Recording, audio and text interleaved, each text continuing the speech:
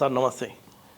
Sir ఇప్పుడు రామ మందిరం ఉంది, భారత్ జోడో యాత్ర, ఇక్కడ ఆంధ్రాలో కనుక మనం చూసుకున్నట్లయితే ఈ అంబేద్కర్ స్టాచ్యూ, ఈ ఈ మూడు సంఘటనలు ఆ మూడు పార్టీలకి, అటు బీజేపీకి, కాంగ్రెస్ పార్టీకి, వైసీపీకి ఏ మేరకు లాభం చేకూర్చవచ్చు? అంటే రకరకాల కార్యక్రమాలు ప్రజల్ని ఆకర్షించడానికి ఈ రాజకీయ పార్టీలు చేసే అవకాశం ఉంటుంది. కాకపోతే ఈ జోడో తోడో పోడో యాత్రలో ఆయన ఏమన్నా దలుచుకున్నాడో, ఆయన ఏం ఉద్దేశము, ఆయన జోడో యాత్ర అంటే భారత్ ఏడతోడ ఓడతోడంచాడు భారత్ని. ఇరు తెలుగు రాష్ట్రాలని ఇరగొట్టింది వీళ్ళే. ఇప్పుడు జోడో అంటే ఎట్లా అన్సైంటిఫికల్గా ఇరగొట్టింది ఆంధ్ర రాష్ట్రాన్ని, తెలుగు రాష్ట్రాలని ఈ కాంగ్రెస్ పార్టీ.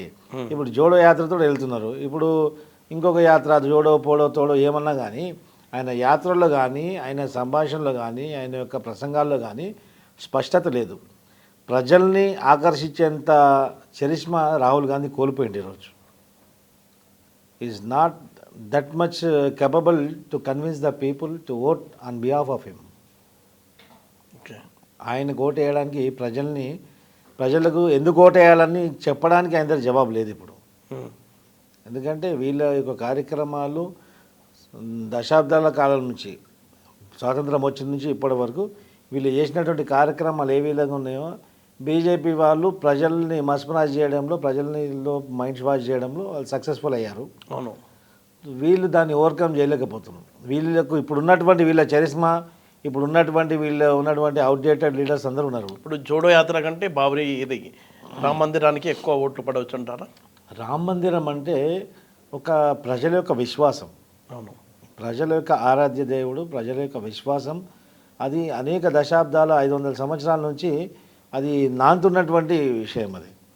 అదే కాకుండా దాదాపు 6-7 దశాబ్దాల నుంచి కొంతమంది దాన్ని రగిలించుకుంటూ ఉండాలని చెప్పేసి ఒక అమరజ్యోతిలాగా రగిలిస్తూనే ఉన్నారు దాన్ని. అదే పొలిటికల్ రావణ కాష్టంలో ఎప్పుడు రాజకీయ ఎన్నికలు వచ్చినా దాన్ని ఒక అవకాశంగా వాడుకునేది. మనము ఏ విధంగా అయితే చలికాలంలో మనం కోల్డ్ క్రీమ్ రాసుకుంటామో ఆ విధంగా ఈ యొక్క బాబరీ మస్జిద్ ఇష్యూని కంటిన్యూగా రాసుకుంటుండేవాళ్ళు. ఎవరికి పడితే వాళ్ళు ఎవరికి అనుకూలంగా వాళ్ళు వాడుకునేవాళ్ళు దాన్ని. ఇప్పుడు దానికి తెరలేసింది. దానికి తెరలేసింది. డెఫినెట్లీ ఈ క్రెడిట్ అంతా బీజేపీకి పోయే అవకాశం కూడా ఉంటుంది. అది మాత్రం డెఫినెట్లీ. మళ్ళీ అక్కడికి వస్తే మన అత్తిపకోడి షిఎం ఆ షిఎం అంబేద్కర్ గారి విగ్రహం పెట్టిన, నేను అంబేద్కర్ గారికి నేను ఇచ్చినంత గౌరవం ఎవరు ఇవ్వలేదని చెప్పేసి విర్రవీగుతుండు. వాడు విర్రవీగేది అంబేద్కర్ గారి యొక్క విగ్రహం పెట్టినట్టు కాదు.